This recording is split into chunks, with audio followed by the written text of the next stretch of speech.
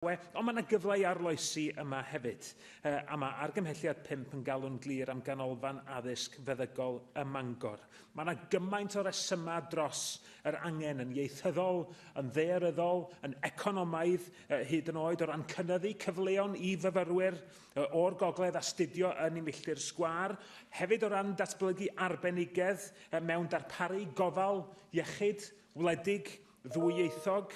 Mi fydda'n rhoi seiliau mwy cadarn i'r ddarpariaeth iechyd ar gyfer trigolion yr ardal yn ei gwneud hi'n haws i recriwtio meddygon sydd eisiau bod yn rhan o darlithio neu yn rhan o waith ymchwil. Felly mi allwch chi ddychmygu yn siom i pan nath yr ysgrifennydd cabinet ddeud ym mis Gorffennaf nad oedd yna achos dros gael ysgol feddygol ym Mangor, ac mae lleoli myfyrwyr o lefydd eraill yn y gogledd am gyfnodau o ddisio. Yn gyntaf, dydy'r pwyllgor ddim yn gofyn am ysgol feddygol. Dydw i, chwaith drwy Blaid Cymru, gael wneud o'n glir, ddim yn gofyn am ysgol feddygol lawn rwan, bosib daw o maes y law.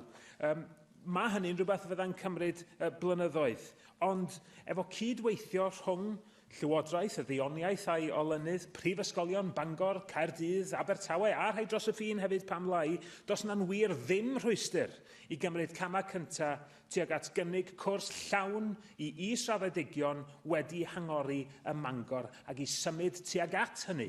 Os nad cyflawni hynny fori, i symud tuag at hynny yn syth. Am hyder i, a siŵr bydd llawer yn rhannu'r pryder hwnnw, ydy os di'r Llywodraeth yn gallu bod mor ddi hyd o'r gwaith trylwyr wnaed gan y pwyllgor a'r angen clir ddath yn amlwg i ni am hyn. Pa hyder sydd ganddon ni am harodrwydd y Llywodraeth i fod yn arloesol, yn uchelgeisiol mewn perthynas y gweddill ar argymhellion?